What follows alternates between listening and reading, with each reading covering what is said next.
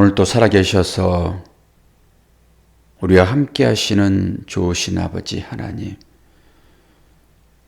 우리의 마음속에 하나님으로 인한 평강이 날마다 풍성하기를 원합니다. 하나님께서 지키지 아니하시면은 이 땅 가운데 우리의 믿음으로 살아갈 수 없는 우리들, 오늘 또 평안 허락하시어 주 앞에 나왔습니다. 온전한 마음으로 우리를 사랑하시는 하나님 앞에 간구할 수 있도록 도와주시옵소서. 간구할 때 내 개인적인 사정뿐만 아니라 이웃을 위하여 또한 세계 평화를 위하여 기도할 수 있는 우리가 되기를 원합니다. 미사일이 날아다니는 이 전쟁의 위협 가운데서 수많은 사람들이 목숨을 잃고 또한 여러 어려운 가운데 이 겨울을 맞습니다. 인간들이 자기만을 욕심내서 살아가려고 이웃을 살해하는 이 무지한 세상에 우리가 살고 있습니다. 아버지 하나님, 모든 사람들에게 정의가 강같이 흐르게 하시고 평안의 마음을 허락하여 주심으로 생명 귀함을 그들이 깨달아 할 수 있도록 도와 주시옵소서. 예수 그리스도의 이름으로 기도하옵나이다. 아멘. 하나님 말씀 사무엘하 19장 9절에서 40절까지 말씀을 다 봐야 되는데 15절까지만 읽고 군데군데 말씀을 찾아가면서 해석을 하겠습니다.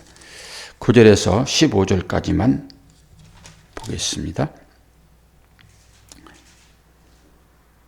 이스라엘 모든 지파 백성들이 변론하여 이르되 왕이 우리를 원수의 손에서 구원하여 내셨고 또 우리를 블레셋 사람들의 손에서 구원하셨으나 이제 압살롬을 피하여 그 땅에서 나가셨고 우리가 기름을 부어 우리를 다스리게 한 압살롬은 싸움에서 죽었거늘 이제 너희가 어찌하여 왕을 도로 모셔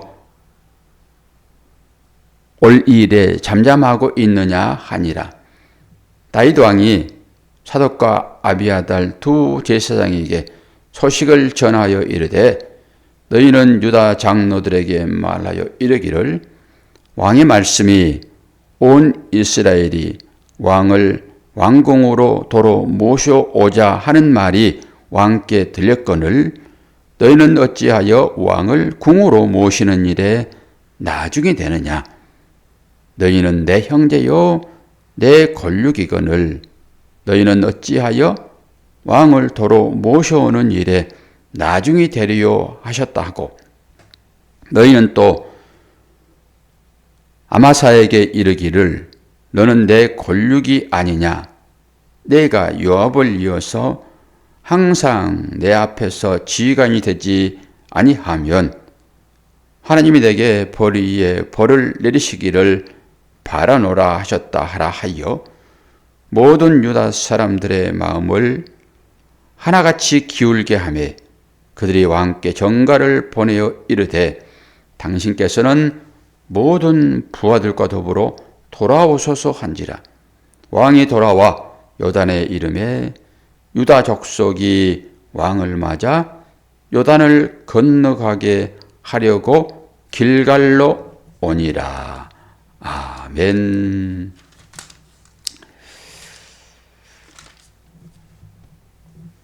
이 분위기적으로 약간 어색한 감이 지금 있습니다.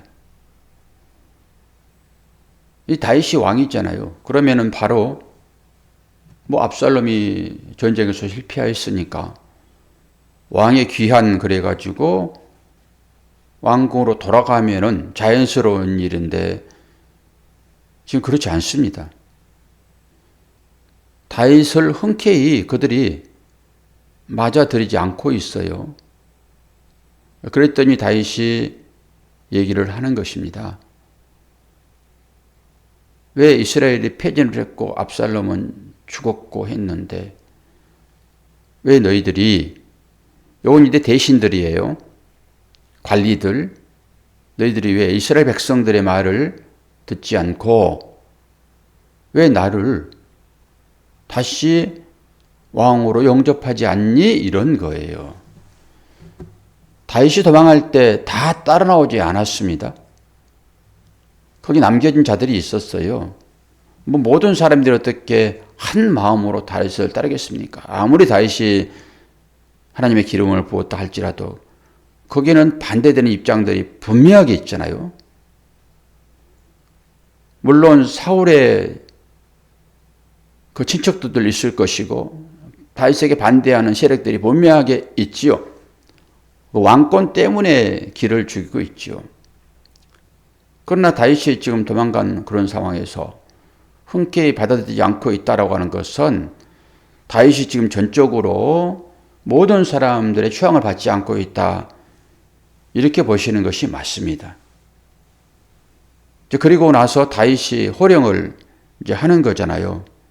그러면서 사독과 아비아달 11절에 이제 그게 나오죠. 이 사람들은 다윗이 거기에 남겨놓고 온 사람들입니다.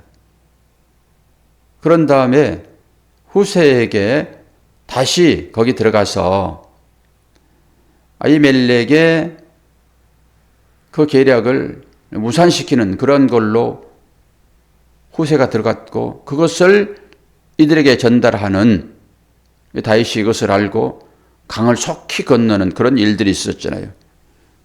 이제 그 사람들이 오늘 사독과 아비아달 11절에 나오잖아요.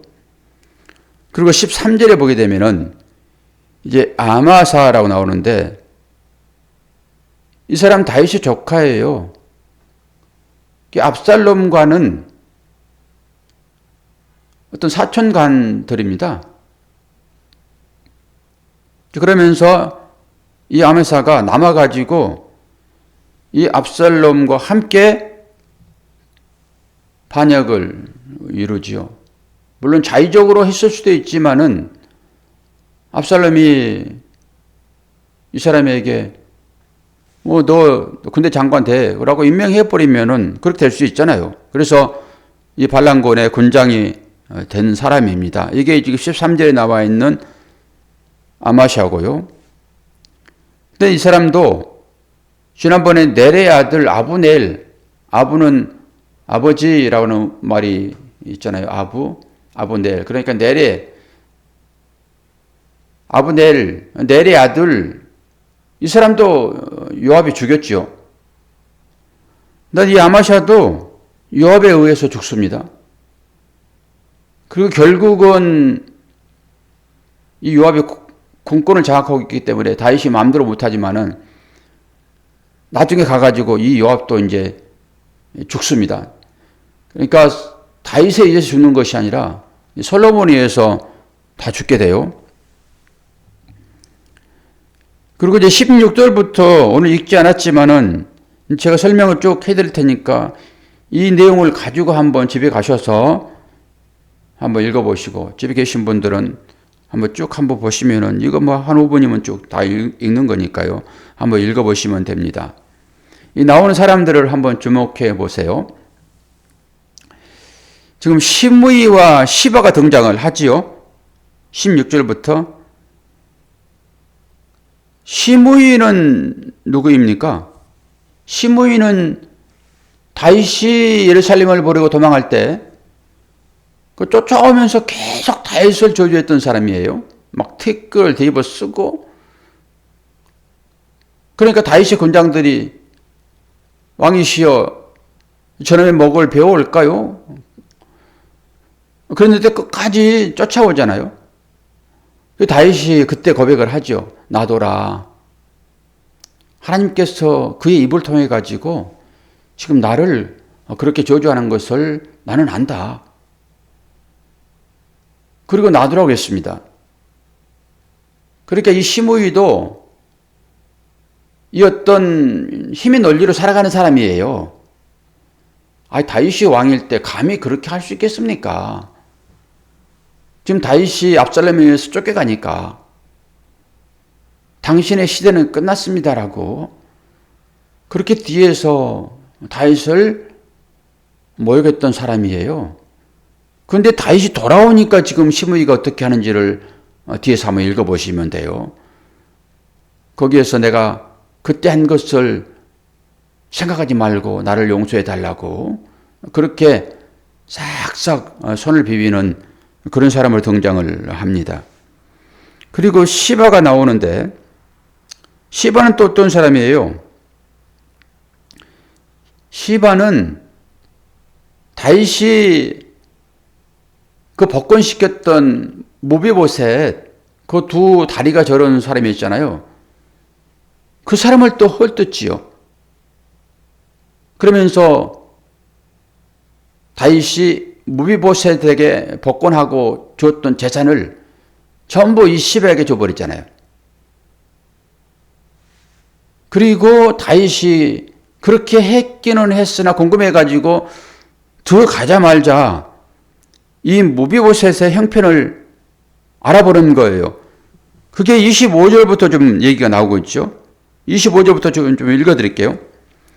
예루살렘에서 와서 왕을 맞을 때에 왕이 그에게 뭐로 이르되 무비보셋이여 내가 어찌하여 나와 함께 가지 아니하였느냐 하니 대답하되 내 주 왕이여 왕의 종인 나는 다리를 절므로 내 나귀의 안장을 치워 그 위에 타고 왕과 함께 가려 하였더니 내 종이 나를 속이고 이게 시바예요 지금.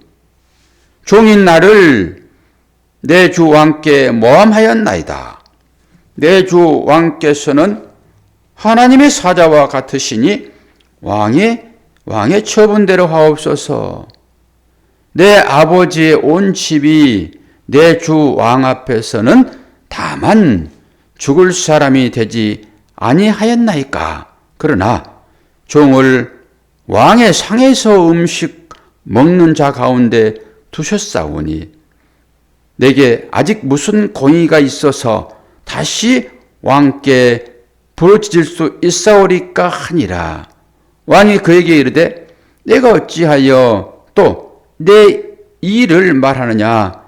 내가 이르노니 너는 시바와 밭을 나누게 하라 하니 무비보셋이 왕께 아뢰되 내 주 왕께서 평안히 왕궁에 오시게 되었으니 그로 그 전부를 차지하게 하옵소서.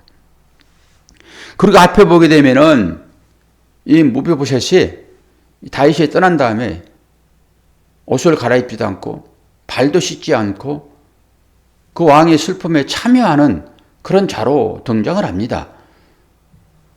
그런데 이 시바가 이 무비보셋을 모함해가지고 그 가지고 있는 재산을 다 자기 걸로 삼거든요.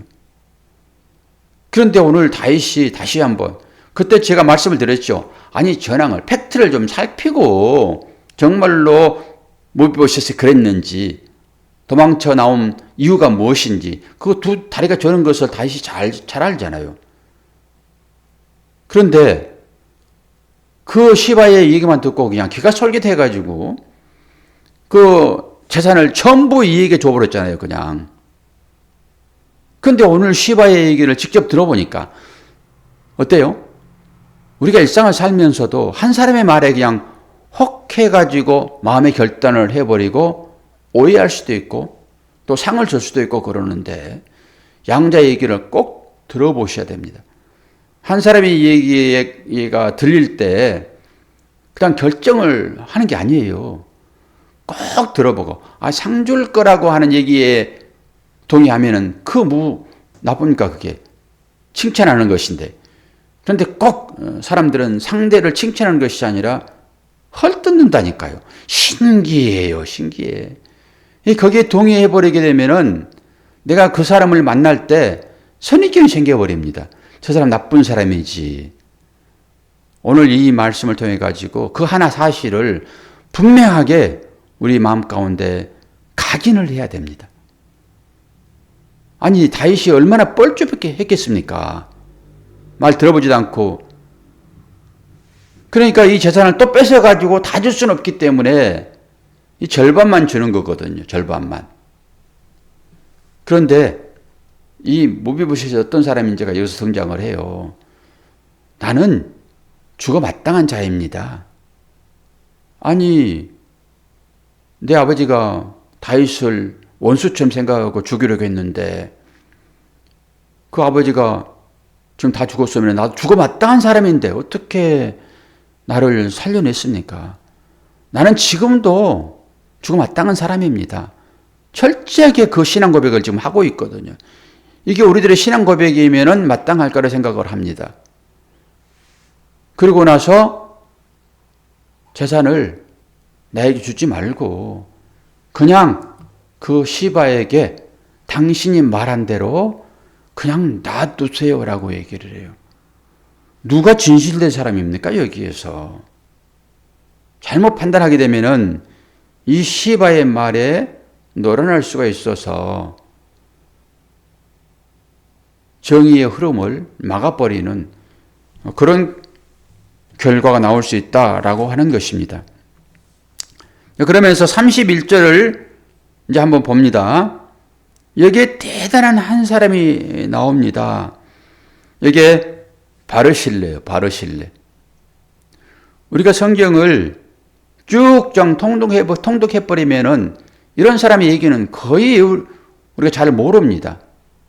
근데 바르실레가 어떤 사람이에요? 다윗이 압살롬을 피해서 도망갈 때 그 동쪽으로 도망가잖아요. 요단을 건너잖아요. 요단 동쪽에서 서쪽으로 오는 과정 중에 요단이 있습니다. 요단을 건너면 어디가 나올까요? 가나안 땅이 나오는 거예요. 그런데 요단 동쪽으로 다시 건너는 거거든요. 그때 어떻게 얘기를 해서 건너니까 요단선 서쪽에 머무르라고 했을 때 후세가 얘기를 해요. 지금 당장 강을 건너세요. 기억나시죠? 당장 강을 건너지 않으면 죽을 수 있습니다. 그러니까 군장을 끓이고 다윗이 요단강을 건너요. 그러니까 요단강이요. 그냥 요단강이 갈라질 때, 홍해처럼 갈라질 때 그 강은 대단히 넓은 강이었고 요단강을 그냥 건널 수 있는 그런 곳이 한 5군데, 6군데 된답니다. 폭이 좁은데. 그런데 건널 수 있는 거예요. 그 북한에서 압록강을 건너서 중국으로 넘어가듯이 거기도 가보면은 그 좁은 곳이 있거든요. 넓은 곳도 있고. 그러니까 상대편에서 빨래하는 것도 다 보입니다. 거기서 보게 되면은.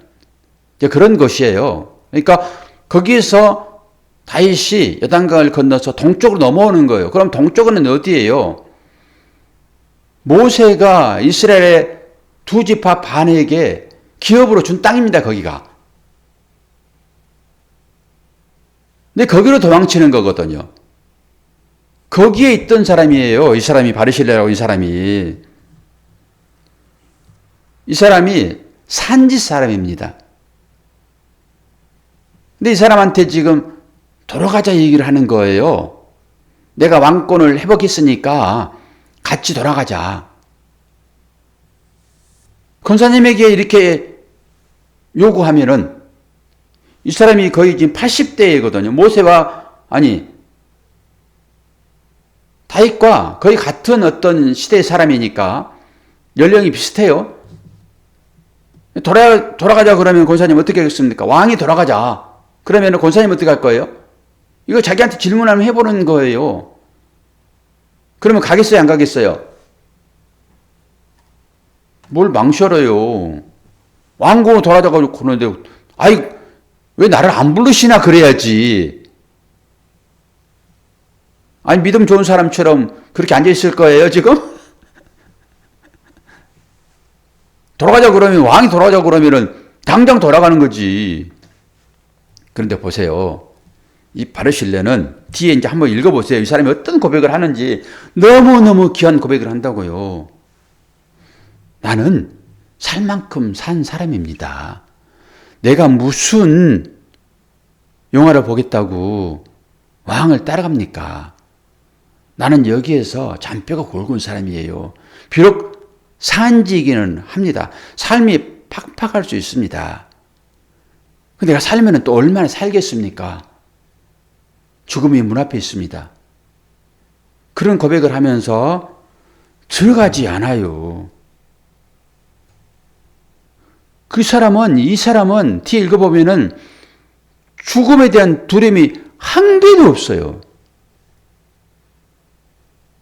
그리고 기쁨의 삶을 평상시에 삽니다. 뭡니까? 자기 삶에 만족하는 사람이에요. 비록 산지에 사는 사람일지라도 자기 주어지는 삶에 만족하는 사람이라고요. 아니, 얼른 받아들여야죠. 왕궁으로 들어가는데. 아니, 무비보셋처럼 진수성찬을 매일 먹을 수 있는 그 자리로 가는데 내 이 고난을 상쇄할 수 있는 영광이 나한테 주어지는데 이 사람이 지금 다윗을 도왔다고요. 다윗이 도망갔었을 때 다윗뿐만 도왔겠습니까? 그러니까 상으로 지금 내가 너와 함께 가게 되면은 나와 함께 궁중에 살 거야 라고 하는데 이 바르실레는 그 요구를 거절해요. 이 거절함이 여러분 어떻게 들려집니까? 아브람과 롯의 그 상황 가운데서 아브람은 어디를 취하고 지금 롯은 어디를 취했습니까? 저는 그게 보입니다, 이게. 그러면서 나의 환경, 주어지는 이 환경, 나는 만족합니다. 나는 죽음이 두렵지 않습니다. 그러면서 뭐라고 얘기해요? 죽음아, 문 열어라. 이 문맥을 살펴보면은 딱 그 얘기를 할 수밖에 없습니다. 죽음이 두렵지 않아요. 그리고 나서 나에게 줄 영광이 상이 있다 하게 되면은 이 상을 누구에게 달라고 그래요? 김함이라고 하는 아들이요. 나는 살만치 산 사람입니다. 나에게 줄 영광이 있다 하게 되면은, 상이 있다 하게 되면은 내 아들에게 주십시오. 그리고 의연하게 자기 삶을 마무리를 합니다. 근데 보통 사람들의 마음은 아닌 것이에요. 그리고 나서 그것을 알고 다윗이 이 김함을 아들 솔로몬에게 유언으로 남깁니다. 그래서 솔로몬 시대에 이 김함이 이 솔로몬의 대신으로 일을 해요. 그리고 다윗은 피를 많이 흘려서 어떻게 해요? 성전을 짓지 못한 사람이라고 하지만은 진짜로 그런가 한번 잘 보세요. 이 시므이나 시바나 이 요압이나 다윗이 절대 자신의 손으로 처리하지 않습니다. 전부 유언을 남길 때 이들이 흰머리로 그 수월에 내려가지 않도록 해라. 그리고 전부 다 솔로몬에게 맡겨요. 우리가 뒤에서 보면 읽을 거예요. 그런데 뒤에서 읽어볼 때 미리 한번 들어두면은 훨씬 생생하게 그 말을 볼 수 있거든요. 다음에 가가지고 솔로몬에 의해서 이 다윗을 저항했던 사람들이 전부 처리됩니다. 하나님은 관심이 다윗에게만 있는 거예요. 왜요? 다윗을 통해서 당신이 언약한 내용을 이루시기 때문에. 저와 여러분이 이 약속을 붙들었느냐라고 하는 것입니다. 약속을 붙들었으면 이 오늘 나오는 이 바르실레처럼 두려움이 없는 거예요. 왜? 영원한 하나님 나라의 백성으로 살아갈 수 있는 요건이 우리한테 주어져 있기 때문에 이것만 가지면 들어가는 거거든요. 이 땅에 오래오래 살려고 아이고 저 사람은 데려가는데 왜 나는 여기 놔둘까? 내가 저 사람이 어려울 때 내가 얼마나 많이 도움을 줬는데 왜 저 사람이 잘 살면서 나를 잊을까? 생각하지 마세요. 그냥 베풀었으면 잊어버리는 것입니다. 나그네가 가면 끝인 것이지 나그네가 돌아옵니까? 나그네를 돕는 심정으로 우리가 다른 사람을 도우면은 절대 서운함이 없어요. 그런 마음을 가지고 살아가면은 오해될 것도 없습니다. 뭔 남을 흉을 봅니까? 그도 나그네인 것인데, 그와 나와 상관도 없는 것인데 왜 남의 흉을 봐요? 왜 뒷담화를 합니까? 아니 목사들 사이에서도 그런 얘기들을 하니까 같은 입장에서 저러면 안 되는데 혹시 나는 생각 없이 그런 말을 혹시 하고 있지 않는가? 참 조심스러워요. 이런 부분에 있어서. 뭐 다른 사람은 다 던져버리더라도 오늘 바르실레 한 사람은 좀 기억합시다. 저도 새롭게 이 사람을 기억하거든요. 말씀을 준비하면서. 그냥 스치듯이 그냥 지나가는 이름들이었습니다. 이 사람들. 그런데 이 사람이 대단한 사람입니다. 대단한 사람. 한번 꼭 뒷부분 한번 읽어보세요. 31절부터 39절까지 이 바르실레의 삶. 이 사람을 우리가 본받으면 좋지 않을까. 물론 당연히 예수 그리스도를 본받는 삶이면 좋겠으나 최소한 이 정도는 우리가 할 수 있을 것 같아요. 오늘도 그 은혜 가운데 하나님께서 우리를 부르셨으니 그 은혜 안에 하루를 잘 살아내시기를 축원합니다. 기도하겠습니다. 아버지 하나님, 우리가 누구를 본받으며 살아야 할지 최종의 목표는 당연히 예수 그리스도의 삶이지만은 그 과정 중에 바르실레와 같은 이런 사람임을 이미 됐으면 좋겠습니다. 아버지 하나님, 우리들에게도 이런 마음을 허락하여 주심으로 조금도 이 땅 가운데 살면서 주어진 것에 만족하고 당장 닥쳐올 그 죽음에 대해서도 두려움이 없는, 그리고 또한 다음 세대를 생각하는 이 넉넉한 마음, 이것이 우리들에게 있기를 원합니다. 우리들에게 이 은혜 풍성하게 내려 주시옵소서. 오늘 또 하루를 시작하는 새벽을 깨우는 기도의 용사들, 기도할 때 응답하여 주심으로 하나님께서 이 모든 분들을 얼마나 크게 사랑하고 계시는지 깨달아 알 수 있도록 도와 주시옵소서. 예수 그리스도의 이름으로 기도하옵나이다. 아멘. 권사님, 추우면 트세요. 또 날로.